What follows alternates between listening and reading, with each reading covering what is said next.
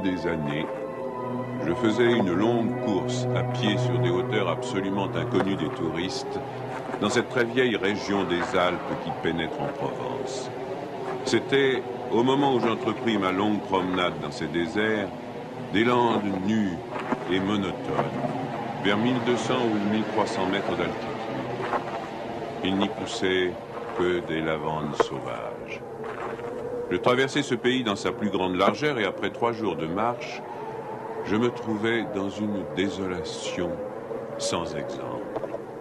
Je campais à côté d'un squelette de village abandonné. Je n'avais plus d'eau depuis la veille et il me fallait en trouver. Ces maisons agglomérées, en ruine, comme un vieux nid de guêpes, me firent penser qu'il avait dû y avoir, là, dans le temps, une fontaine ou un puits. Il y avait bien une fontaine, mais sèche.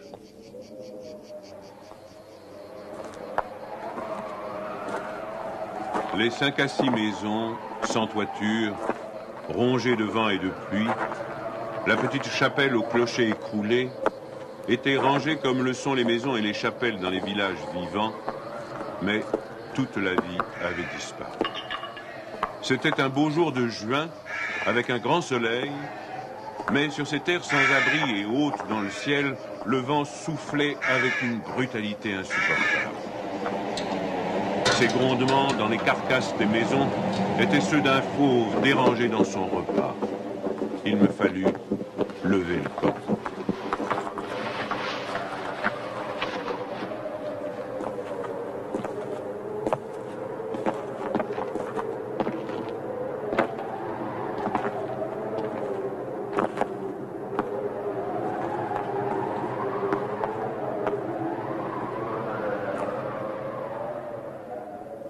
À 5 heures de marche de là, je n'avais toujours pas trouvé d'eau et rien ne pouvait me donner l'espoir d'en trouver. C'était partout la même sécheresse, les mêmes herbes ligneuses.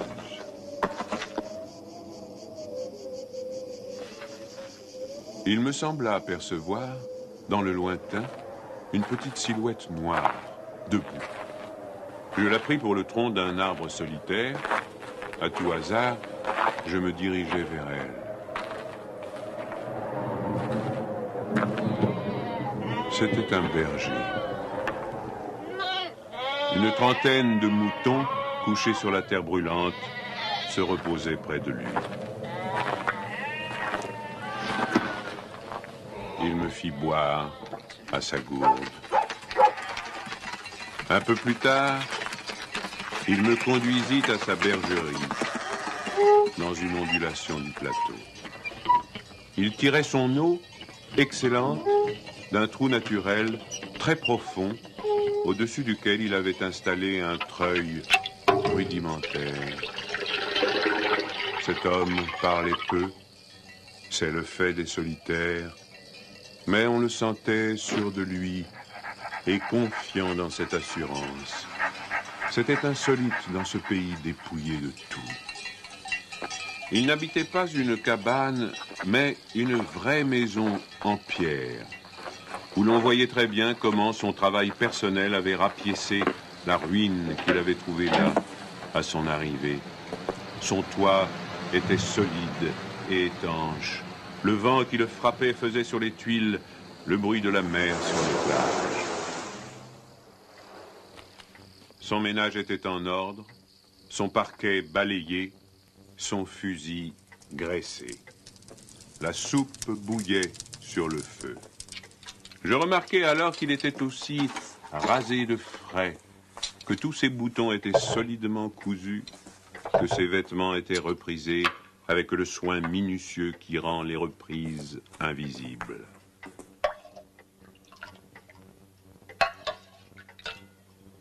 Il me fit partager sa soupe.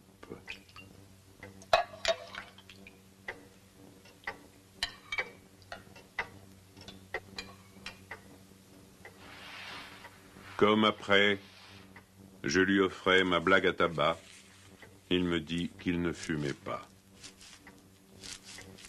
Son chien silencieux comme lui, était bienveillant, sans bassesse.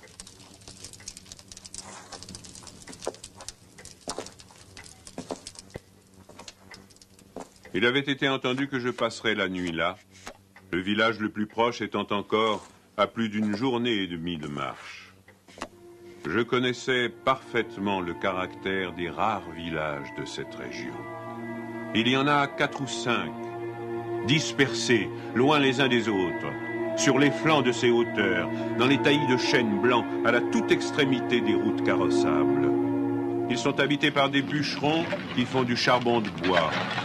Ce sont des endroits où l'on vit mal. Les familles, serrées les unes contre les autres, dans ce climat qui est d'une rudesse excessive, aussi bien l'été que l'hiver, exaspèrent leur égoïsme en vase clos. L'ambition irraisonnée s'y démesure. Dans le désir continu de s'échapper de cet endroit, les hommes vont porter leur charbon à la ville, puis y retournent. Les plus solides qualités craquent sous cette perpétuelle douche écossaise. Les femmes mijotent des rancœurs. Il y a concurrence sur tout, aussi bien pour la vente du charbon de bois que pour le banc à l'église, pour les vertus qui se combattent entre elles, pour les vices qui se combattent entre eux, et pour la mêlée générale des vices et des vertus sans repos. Par là-dessus, le vent également sans repos irrite les nerfs. Il y a des épidémies de suicide et de nombreux cas de folie, presque toujours meurtrières.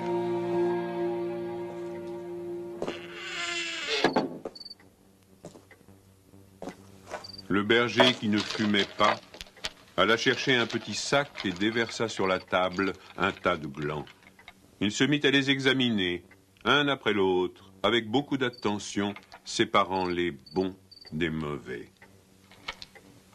Je fumais ma pipe, je proposais de l'aider. Il me dit que c'était son affaire. En effet, voyant le soin qu'il mettait à ce travail, je n'insistais pas. Ce fut toute notre conversation. Quand il eut du côté des bons un tas de glands assez gros, il les compta par paquet de 10. Ce faisant, il éliminait encore les petits fruits ou ceux qui étaient légèrement fendillés, car il les examinait de fort près. Quand il eut ainsi devant lui 100 glands parfaits, il s'arrêta et nous allâmes nous coucher. La société de cet homme donnait la paix. Je lui demandai le lendemain la permission de me reposer tout le jour chez lui. Il le trouva tout naturel, ou plus exactement, il me donna l'impression que rien ne pouvait le déranger. Ce repos ne m'était pas absolument obligatoire, mais j'étais intrigué et je voulais en savoir plus. Il fit sortir son troupeau et le mena à la pâture. Avant de partir, il trempa dans un seau d'eau le petit sac où il avait mis les glands soigneusement choisis et comptés. Je remarquai qu'en guise de bâton, il emportait une tringle de fer grosse comme le pouce et longue d'environ 1,50 m.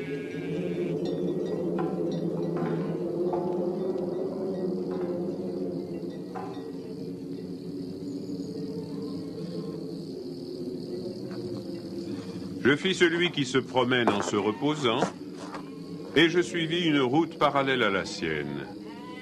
La pâture de ces bêtes était dans un fond de combe. Il laissa le petit troupeau à la garde du chien et monta vers l'endroit où je me tenais. J'eus peur qu'il vînt pour me reprocher mon indiscrétion, mais pas du tout. C'était sa route, et il m'invita à l'accompagner si je n'avais rien de mieux à faire. Il allait à 200 mètres de là, sur la hauteur. Arrivé à l'endroit où il désirait aller, il se mit à planter sa tringle de fer dans la terre. Il faisait ainsi un trou dans lequel il mettait un gland, puis il rebouchait le trou. Il plantait des chênes. Je lui demandai si la terre lui appartenait. Il me répondit que non. Savait-il à qui elle était? Il ne savait pas. Il supposait que c'était une terre communale ou peut-être était-elle la propriété de gens qui ne s'en souciaient pas. Lui ne se souciait pas de connaître les propriétaires. Il planta ainsi ses sanglants avec un soin extrême.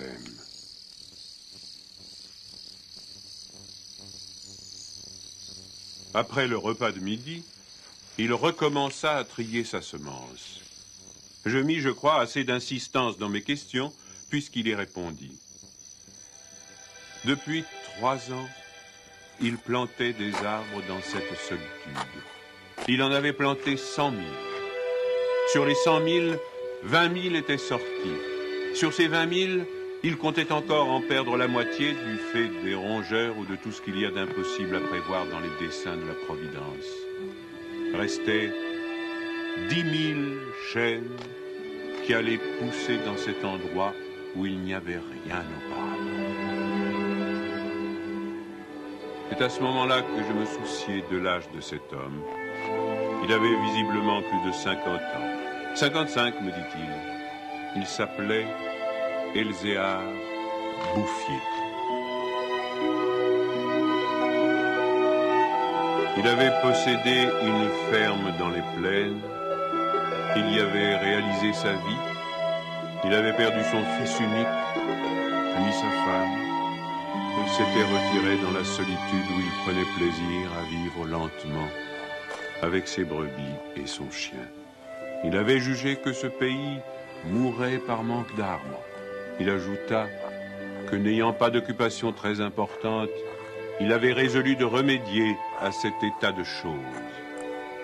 Mon jeune âge me forçait à imaginer l'avenir en fonction de moi-même et d'une certaine recherche du bonheur. Je lui dis que dans 30 ans, ces 10 000 chênes seraient magnifiques. Il me répondit très simplement que si Dieu lui prêtait vie, dans 30 ans, il en aurait planté tellement d'autres que ces 10 000 seraient comme une goutte d'eau dans la mer. Il étudiait déjà la reproduction des hêtres et il en avait près de sa maison une pépinière issue des faînes. Les sujets qu'il avait protégés de ses moutons étaient de toute beauté. Il pensait également à des bouleaux pour les fonds où, me dit-il, une certaine humidité dormait à quelques mètres de la surface du sol. Nous nous séparâmes le lendemain. L'année d'après, il y eut la guerre de 14 dans laquelle je fus engagé pendant 5 ans. Un soldat d'infanterie ne pouvait guère y réfléchir à des arbres.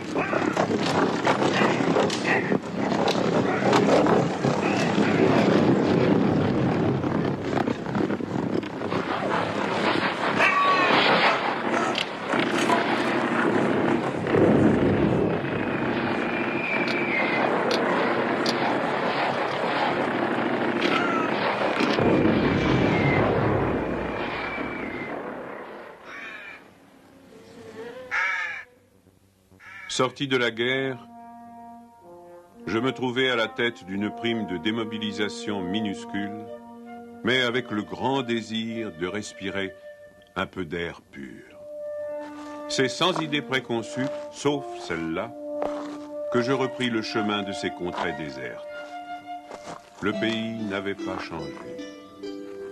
Toutefois, au-delà du village mort, j'aperçus dans le lointain une sorte de brouillard gris qui recouvrait les hauteurs comme un tapis.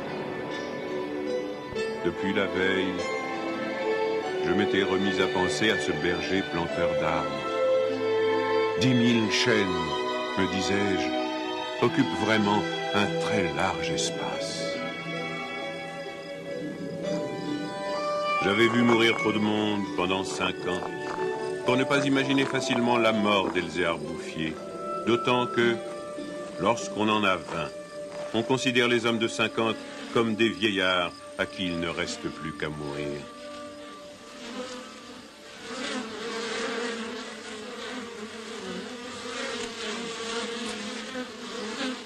Il n'était pas mort. Il avait changé de métier. Il ne possédait plus que 4 brebis, mais par contre, une centaine de ruches. Il s'était débarrassé des moutons qui mettaient en péril ses plantations d'arbres. Il ne s'était pas du tout soucié de la guerre. Il avait imperturbablement continué à planter. Les chênes de 1910 avaient alors 10 ans et étaient plus hauts que moi et que lui. Le spectacle était impressionnant. J'étais littéralement privé de parole. Et comme lui ne parlait pas, nous passâmes tout le jour en silence à nous promener dans sa forêt. Elle avait en 3 tronçons 11 kilomètres de long et 3 kilomètres dans sa plus grande largeur. Quand on se souvenait que tout était sorti des mains et de l'âme de cet homme, sans moyens techniques, on comprenait que les hommes pourraient être aussi efficaces que Dieu dans d'autres domaines que la destruction. Il avait suivi son idée. Et les hêtres qui m'arrivaient aux épaules, répandus à perte de vue, en témoignaient. Les chênes étaient drus et avaient dépassé l'âge où ils étaient à la merci des rongeurs. Quant au dessein de la Providence elle-même, pour détruire l'œuvre créée, il lui faudrait avoir désormais recours au cyclone. Il me montra d'admirables bosquets de bouleaux qui dataient de 5 ans, c'est-à-dire de 1915, de l'époque où je combattais à Verdun. Il leur avait fait occuper tous les fonds où ils soupçonnaient, avec juste raison, qu'il y avait de l'humidité presque à fleur de terre. Ils étaient tendres comme des adolescents et très décidés. La création avait l'air d'ailleurs de s'opérer en chaîne. Il ne s'en souciait pas. Il poursuivait obstinément sa tâche, très simple.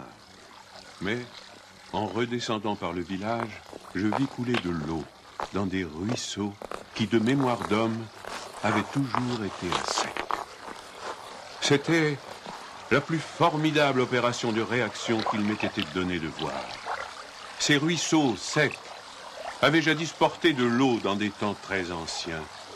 Certains de ces villages tristes dont j'ai parlé au début de mon récit s'étaient construits sur les emplacements d'anciens villages gallo-romains dont il restait encore des traces, dans lesquels les archéologues avaient fouillé et ils avaient trouvé des hameçons à des endroits où, au XXe siècle, on était obligé d'avoir recours à des citernes pour avoir un peu d'eau. Le vent aussi dispersait certaines graines. En même temps que l'eau réapparut, réapparaissaient les saules, les osiers, les prés, les jardins, les fleurs et une certaine façon de vivre. Mais la transformation s'opérait si lentement qu'elle entrait dans l'habitude sans provoquer d'étonnement. Les chasseurs qui montaient dans les solitudes à la poursuite des lièvres ou des sangliers avaient bien constaté le foisonnement des petits arbres, mais ils l'avaient mis sur le compte des malices naturelles de la terre. C'est pourquoi personne ne touchait à l'œuvre de cet homme. Si on l'avait soupçonné, on l'aurait contrarié. Il était insoupçonnable. Qui aurait pu imaginer, dans les villages et les administrations, une telle obstination dans la générosité la plus magnifique?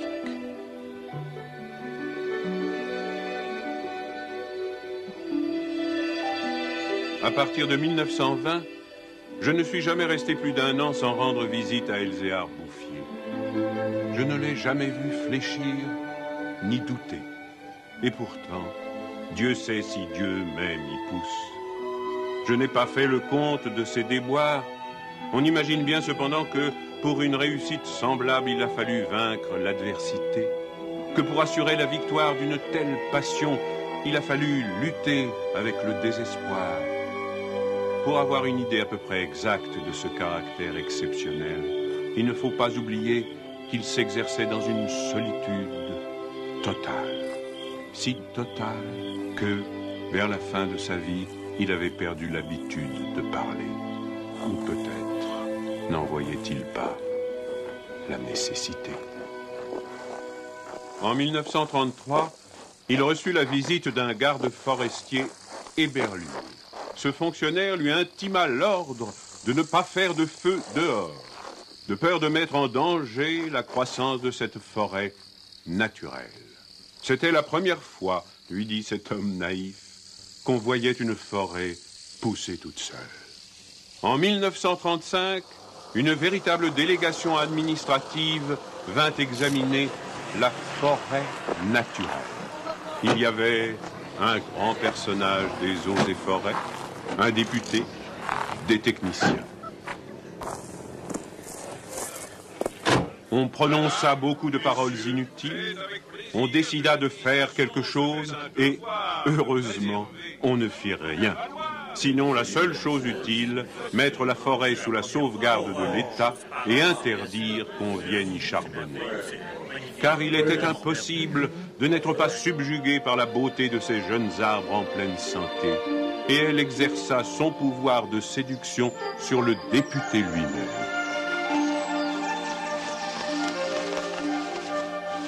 J'avais un ami parmi les capitaines forestiers qui était de la délégation. Je lui expliquai le mystère. Un jour de la semaine d'après, nous allâmes tous les deux à la recherche d'Elzéar Bouffier. Nous le trouvâmes en plein travail, à 20 km de l'endroit où avait eu lieu l'inspection. Ce capitaine forestier n'était pas mon ami pour rien. Il connaissait la valeur des choses. J'offris les quelques œufs que j'avais apportés en présent. Nous partageâmes notre casse-croûte en trois et quelques heures passèrent dans la contemplation muette du paysage. Le côté d'où nous venions était couvert d'arbres de 6 à 7 mètres de haut. Je me souvenais de l'aspect du pays en 1913, le désert. Le travail paisible et régulier, l'air vif des hauteurs, la frugalité et surtout la sérénité de l'âme avaient donné à ce vieillard une santé presque solennelle. C'était un athlète de Dieu. Je me demandais combien d'hectares il allait encore couvrir d'arbres. Avant de partir, mon ami fit simplement une brève suggestion à propos de certaines essences auxquelles le terrain d'ici paraissait devoir convenir. Il n'insista pas. Pour la bonne raison, me dit-il après, que ce bonhomme en sait plus que moi. Au bout d'une heure de marche, l'idée ayant fait son chemin en lui, il ajouta « Il en sait beaucoup plus que tout le monde. Il a trouvé un fameux moyen d'être heureux. » C'est grâce à ce capitaine que non seulement la forêt, mais le bonheur de cet homme furent protégés. L'œuvre ne courut un risque grave que pendant la guerre de 1939. Les automobiles marchant alors au gazogène, on n'avait jamais assez de bois. On commença à faire des coupes dans les chênes de 1910. Mais ces quartiers sont si loin de tout réseau routier que l'entreprise se révéla très mauvaise au point de vue financier. On l'abandonna.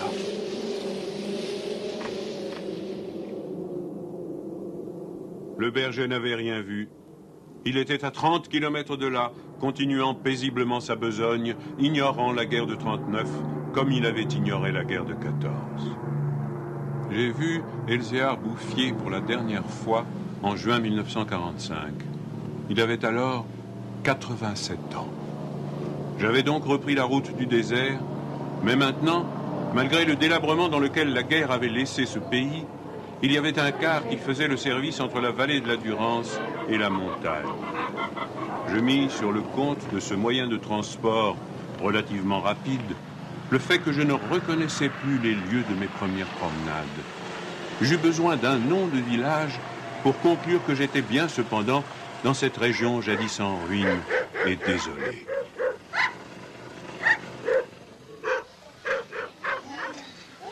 Le car me débarqua à Verbeau. En 1913, ce hameau de 10 à 12 maisons avait 3 habitants. Ils étaient sauvages, se détestaient, vivaient de chasse au piège. Leurs conditions étaient sans espoir. Tout était changé. L'air lui-même.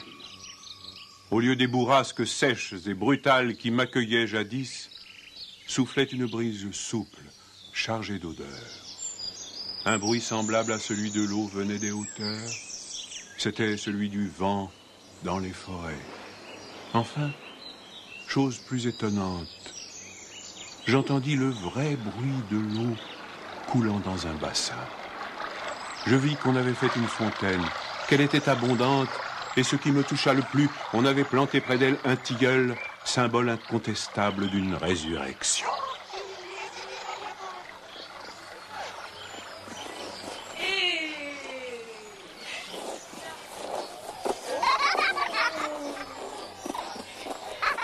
Par ailleurs, Vergon portait les traces d'un travail pour l'entreprise duquel l'espoir est nécessaire. L'espoir était donc revenu.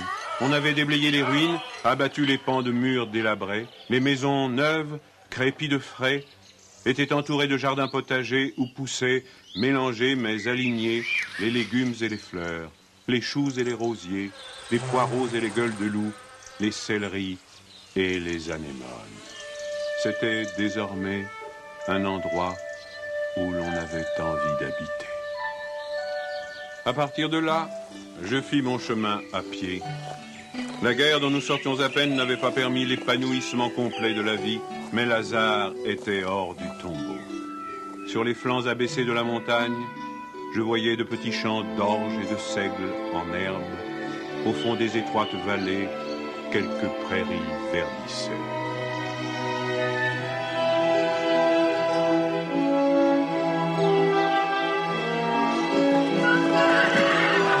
Il n'a fallu que les 8 ans qui nous séparent de cette époque pour que tout le pays resplendisse de santé et d'aisance.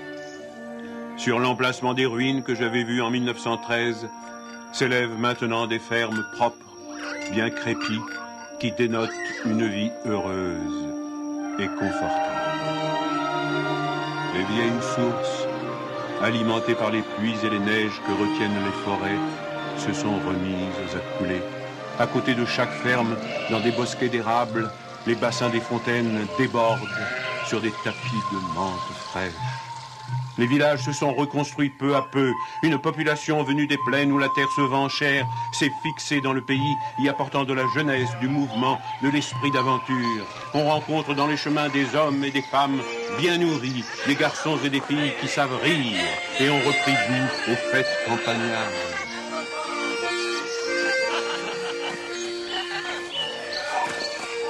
Si on compte l'ancienne population, méconnaissable depuis qu'elle vit avec douceur, et les nouveaux venus, plus de 10 000 personnes doivent leur bonheur à Elzéar Bouffier. Quand je pense qu'un homme seul, réduit à ses simples ressources physiques et morales, a suffi pour faire surgir du désert ce pays de Canaan, je trouve que malgré tout, la condition humaine est admirable. Mais, quand je fais le compte de tout ce qu'il a fallu de constance dans la grandeur d'âme et d'acharnement dans la générosité pour obtenir ce résultat, je suis pris d'un immense respect pour ce vieux paysan sans culture qui a su mener à bien cette œuvre digne de Dieu. Elzéar Bouffier est mort paisiblement en 1947 à l'hospice de Banon.